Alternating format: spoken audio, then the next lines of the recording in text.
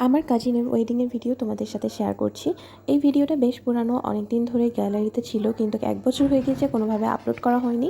তো ভাবলাম তোমাদের সাথে এই ছোট্ট ব্লগটা শেয়ার করে দিই। সব ক্লিপ না নেওয়া হলেও কিছু কিছু ক্লিপ নিয়ে রেখেছিলাম, তো সেগুলোই শেয়ার করছি। আমরা প্রায় 9টা থেকে 10:30টার ভিতরে আমরা পৌঁছে গিয়েছিলাম।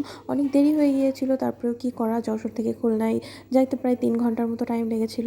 তারপরে আমরা অনেকক্ষণ পরে এই যে এন্ট্রি নিচ্ছিলাম, তো ওরা গেট ধরে রাখছিল, টাকা ছাড়া ওরা ঢুকতে দিবে না বরকে। তারপরে এই যে ভাইয়া এখানে দাঁড়িয়েছিল ভাবির আব্বু আম্মুর সাথে।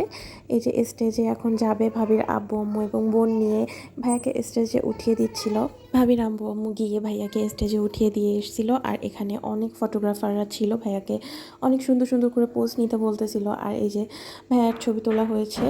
তারপরে এই যে সুন্দর সুন্দর পোজে ভাইয়া ছবি তুলতেছে। তারপরে স্টেজে অনেক রিলেটিভসরা যে ভাইয়া ভাবির সাথে ছবি তুলছিল।